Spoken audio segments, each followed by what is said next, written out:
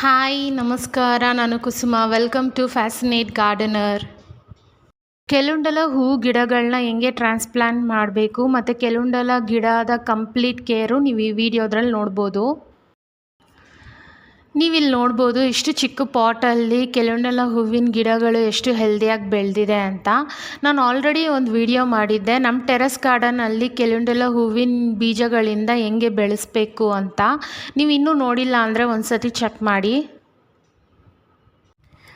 ಈ ಟಬ್ಬಲ್ಲಿ ನಾನು kitchen waste composting layer ಮೆಥಡಲ್ಲಿ ನಾನು ಮಾಡ್ಕೊಂಡಿದ್ದೆ. ಆಲ್ರೆಡಿ ನಾನು ತುಂಬ ವೀಡಿಯೋಸಲ್ಲಿ ಹೇಳಿದ್ದೀನಿ, ನಾನು ಯಾವುದೇ ಥರ ಪಾಟಿಂಗ್ ಮಿಕ್ಸ್ ಅಂತ ಏನೂ ಮಾಡ್ಕೊಳಲ್ಲ. ಇಲ್ಲೂ ನಾನು ಸೇಮಾಗೆ ಕಿಚನ್ ವೇಸ್ಟ್ ಕಂಪೋಸ್ಟಿಂಗ್ ಲೇಯರ್ ಮೆಥಡಲ್ಲಿ ಮಾಡ್ಕೊಂಡಿದ್ದೀನಿ. ಆಲ್ರೆಡಿ 10 ದಿವಸ ಆದಮೇಲೆ ನಾವು ಯಾವುದೇ ಥರ ಗಿಡಗಳನ್ನ ಬೇಕಂದ್ರೂ ಟ್ರಾನ್ಸ್ಪ್ಲಾಂಟ್ ಮಾಡ್ಕೊಬೋದು. ಕೆಲುಂಡಲ ಹೂವಿನ ಗಿಡಗಳು ಇವಾಗ ಟ್ರಾನ್ಸ್ಪ್ಲಾಂಟ್ ಮಾಡೋಕ್ಕೆ ರೆಡಿಯಾಗಿದೆ. ಅದರಿಂದ ಇದಕ್ಕೆ ನಾನು 1 ಅವರ್ ಮುಂಚೆನೇ ನೀರು ಹಾಕಿ ರೆಡಿ ಮಾಡಿದ್ದೀನಿ. ನಾವು ಟ್ರಾನ್ಸ್ಪ್ಲಾಂಟ್ ಮಾಡೋಗೆ ಯಾವುದೇ ಥರ ರೂಟ್ಸು ಡ್ಯಾಮೇಜ್ ಆಗಬಾರ್ದು ಅಂತ. ಇಲ್ಲಿ ನೀವು ನೋಡ್ಬೋದು, ನಾನು ಕೆಲುಂಡಲ ಹೂವಿನ ಗಿಡಗಳ ಕೆಳಗಡೆ ಇರೋ ಎಲೆಗಳನ್ನ ಕಟ್ ಮಾಡ್ತಾಯಿದ್ದೀನಿ. ನಾವು ಯಾವಾಗೂ ಟ್ರಾನ್ಸ್ಪ್ಲಾಂಟ್ ಮಾಡೋವಾಗೆ ಅದ್ರ ಕೆಳಗಡೆ ಇರೋ ಎಲೆಗಳನ್ನ ಕಟ್ ಮಾಡಿ ತೆಗ್ದುಬಿಡಬೇಕು. ಯಾಕಂದರೆ ನಾವು ಇವಾಗ ಟ್ರಾನ್ಸ್ಪ್ಲಾಂಟ್ ಮಾಡಿದ್ಮೇಲೆ ಆ ರೂಟ್ಸಿಗೂ ಕೂಡ ಸ್ವಲ್ಪ ಬಿಸಿಲು ಬೀಳಬೇಕು ಮತ್ತು ಗಾಳಿ ಚೆನ್ನಾಗಿ ಆಡ್ತಾ ಇರಬೇಕು. ಅವಾಗೇ ಗಿಡಗಳಿಗೆ ಯಾವುದೇ ಥರ ಡಿಸೀಸ್ ಅಟ್ಯಾಕ್ ಆಗೋದು ಕಡಿಮೆ ಇರುತ್ತೆ ಅಂತ.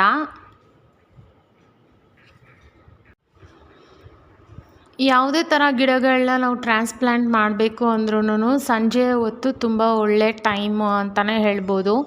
ಯಾಕಂದರೆ ಗಿಡಗಳು ಟ್ರಾನ್ಸ್ಪ್ಲಾಂಟ್ ಮಾಡೋವಾಗೆ ಅದು ಗಿಡಗಳು ಶಾಕಲ್ಲಿರುತ್ತೆ.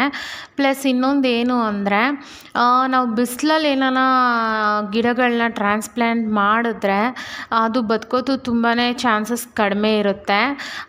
ನಾವು ಟ್ರಾನ್ಸ್ಪ್ಲಾಂಟ್ ಮಾಡಿರೋ ಶಾಕು ಮತ್ತು ಈ ಬಿಸಿಲು ತಡೆಯೋಷ್ಟು ಈ ಚಿಕ್ಕ ಚಿಕ್ಕ ಗಿಡಗಳಿಗಿರಲ್ಲ.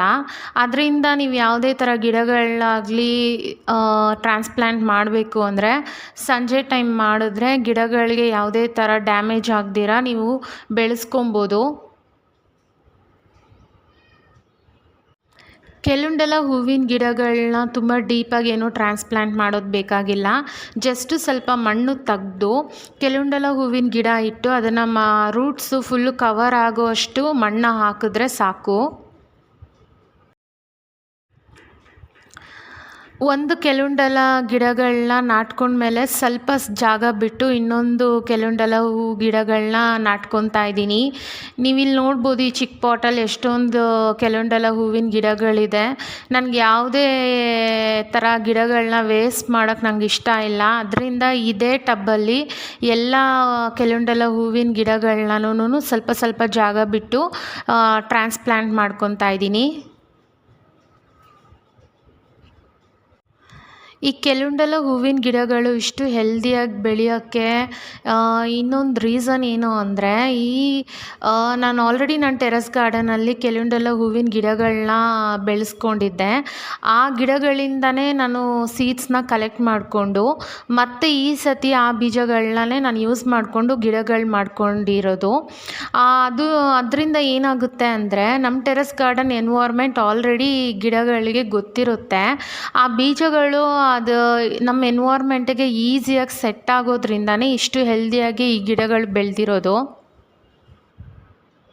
ಒಂದು ಸತಿ ನಾವು ಪರ್ಚೇಸ್ ಮಾಡಿದ್ರೆ ಸಾಕು, ಆ ಗಿಡಗಳಿಂದ ನಾವು ನಮಗೆ ನೆಕ್ಸ್ಟ್ ಸೀಸನ್ಗೆ ಎಷ್ಟು ಬೇಕೋ ಅಷ್ಟು ಬೀಜಗಳನ್ನ ಕಲೆಕ್ಟ್ ಮಾಡಿಕೊಂಡ್ರೆ ಗಿಡಗಳು ತುಂಬಾ ಹೆಲ್ದಿಯಾಗಿ ಬೆಳೆಯುತ್ತೆ ಮತ್ತು ಈ ಎನ್ವೈರ್ಮೆಂಟ್ಗೆ ಆಲ್ರೆಡಿ ಅಡ್ಜಸ್ಟ್ ಆಗಿರೋದ್ರಿಂದ ತುಂಬಾ ಹೂಗಳನ್ನ ಬಿಡುತ್ತೆ. ಕೆಲುಂಡಲ ಹೂವಿನ ಗಿಡಗಳಿಗೆ ತುಂಬಾ ವೆಲ್ ಡ್ರೈನ್ಡ್ ಸಾಯಿಲ್ ಇದ್ದರೆ ಗಿಡಗಳು ತುಂಬಾ ಚೆನ್ನಾಗಿ ಬೆಳೆಯುತ್ತೆ. ಅದರಿಂದ ನೀವು ನೀರು ಹಾಕೋವಾಗೆಲ್ಲ ಸ್ವಲ್ಪ ಡ್ರೈನೇಜ್ ಹೋಲ್ ನೋಡ್ಕೊಬೇಕು.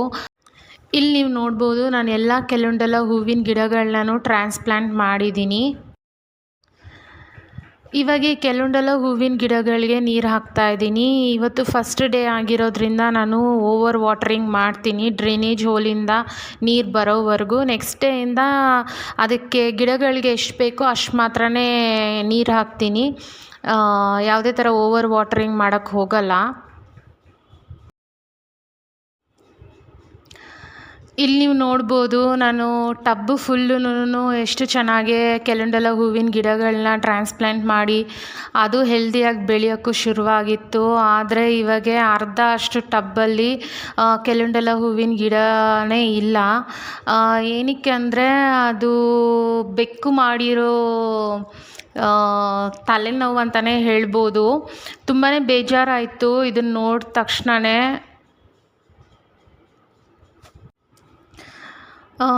ನಾನು ತುಂಬ ಆಸೆಯಿಂದ ಬೆಳೆಸಿದ ಗಿಡಗಳನ್ನೆಲ್ಲನೂ ಹಿಂಗೆ ಕೆದ್ರಾಕ್ಬಿಟ್ಟಿದ್ದೆ ಅಂತಲೇ ಬೇಜಾರು ಮಾಡ್ಕೊಂಡಿದ್ದೆ. ಬೆಳಿಗ್ಗೆನೂ ತುಂಬ ಬಿಸಿಲಿರೋ ಕಾರಣ ಅದು ರೂಟ್ಸು ಮತ್ತೆ ಬರುತ್ತಾ ಇಲ್ವಾ ಅಂತ ಅಂದ್ಕೊಂಡು ಸ್ವಲ್ಪ ಗಿಡಗಳು ಹಾಕಿದ್ದೆ. ಅದೇನು ಗಿಡಗಳೇನು ಬದುಕಿಲ್ಲ. ಇವಾಗ ಇಲ್ಲಿ ನೀವು ನೋಡ್ಬೋದು ಇದ್ದಿದ್ದು ಕೆಲುಂಡಲ ಗಿಡಗಳು ಇವಾಗ ಚೆನ್ನಾಗಿ ಬೆಳೆಯೋಕ್ಕೂ ಶುರುವಾಗಿದೆ.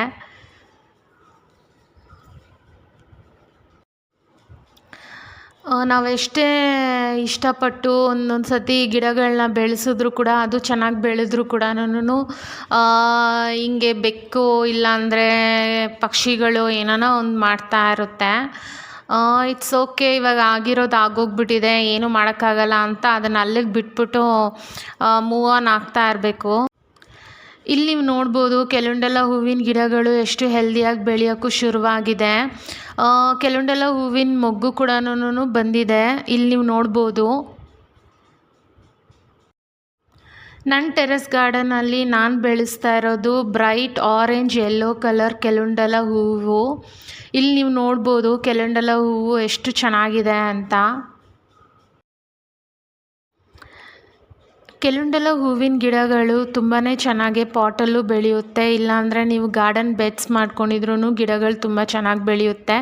ನಾನಿಲ್ಲಿ ಟಬ್ಬಲ್ಲಿ ಬೆಳೆಸ್ತಾ ಇದ್ದೀನಿ. ನೀವು ಬೇಕಂದ್ರೂ ಚಿಕ್ಕ ಚಿಕ್ಕ ಪಾಟಲ್ಲಿ ಕೂಡ ಕೆಲುಂಡಲ ಹೂವಿನ ಗಿಡಗಳನ್ನ ಬೆಳೆಸ್ಕೊಬೋದು.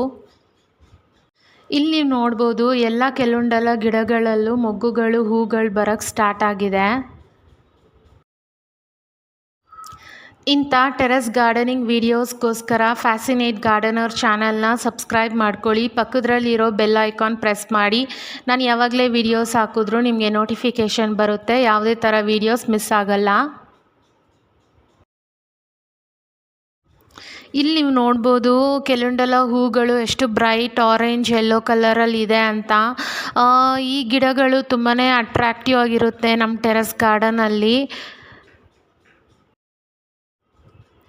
ಕೆಲುಂಡಲ ಹೂವಿನ ಗಿಡಗಳು ಪಾರ್ಷಿಯಲ್ ಶೇಡಲ್ಲೂ ತುಂಬ ಚೆನ್ನಾಗಿ ಬೆಳೆಯುತ್ತೆ. ಆದರೆ ಬಿಸಿಲು ತುಂಬ ಇದ್ದರೆ ತುಂಬ ಹೂಗಳನ್ನ ಬಿಡುತ್ತೆ. ಅದರಿಂದ ನಾವು ನಮ್ಮ ಟೆರೆಸ್ ಗಾರ್ಡನಲ್ಲಿ ಎಲ್ಲಿ ಬಿಸಿಲು ತುಂಬ ಚೆನ್ನಾಗಿ ಬರುತ್ತೋ ಅಂಥ ಜಾಗದಲ್ಲಿ ಕೆಲುಂಡಲ ಹೂವಿನ ಗಿಡಗಳಿಕ್ಕಿದ್ರೆ ಗಿಡ ತುಂಬ ಹೂಗಳು ತುಂಬಾ ಚೆನ್ನಾಗೇ ಬಿಡುತ್ತೆ. ನಾನಿಲ್ಲಿ ಕಿಚನ್ ವೇಸ್ಟ್ ಕಂಪೋಸ್ಟಿಂಗಲ್ಲೇ ಗಿಡಗಳನ್ನ ಬೆಳೆಸೋದ್ರಿಂದ ನಾನೇನು ಇದಕ್ಕೆ ಸಪ್ರೇಟಾಗೆ ಕಂಪೋಸ್ಟ್ ಎಲ್ಲ ಏನೂ ಕೊಡಲ್ಲ. ನೀವೇನಾನ ಬರೀ ಸಾಯಿಲಲ್ಲಿ ಗಿಡಗಳನ್ನ ಬೆಳೆಸ್ತಾ ಇದ್ದೀರಾ ಅಂದರೆ 15 ದಿವ್ಸಕ್ಕೊಂದು ಸತಿಯನ್ನು ಕಂಪೋಸ್ಟ್ ಕೊಡಿ. ಗಿಡಗಳು ತುಂಬ ಚೆನ್ನಾಗಿ ಬೆಳೆದು ಹೂಗಳನ್ನ ಜಾಸ್ತಿ ಬಿಡ್ತಾ ಇರುತ್ತೆ. ಕೆಲುಂಡಲ ಗಿಡಗಳು ಮೊಗ್ಗಿಂದ ಹೂಗಳು ಅರಳ ಮೇಲೆ ಗಿಡಗಳಲ್ಲಿ ಬೇಕಂದರೆ ಒಂದಿಲ್ಲ ಅಂದರೆ 2 ದಿವಸ ಇಡಿ. ಸ್ಟಾರ್ಟಿಂಗಲ್ಲೇ ಹೂಗಳನ್ನ ಬೀಜಗಳು ಮಾಡ್ಕೊಳಕ್ಕೆ ಹೋಗಬೇಡಿ. ಹಂಗೇನಾನ ಮಾಡ್ಕೊಳಕ್ಕೆ ಹೋದರೆ ಗಿಡಗಳು ತುಂಬಾ ಡಲ್ ಆಗಿಬಿಡುತ್ತೆ. ಮನೆ ಮುಂದೆ ಏನಾನ ನೀವು ಶೋ ಗಿಡಗಳನ್ನ ಬೆಳೆಸ್ಕೊಬೇಕು ಅಂತ ಏನಾನ ನಿಮ್ಗೆ ಇಷ್ಟ ಇದ್ದರೆ ಈ ಕೆಲುಂಡಲ ಹೂ ಗಿಡಗಳು ಪರ್ಫೆಕ್ಟಾಗಿರುತ್ತೆ.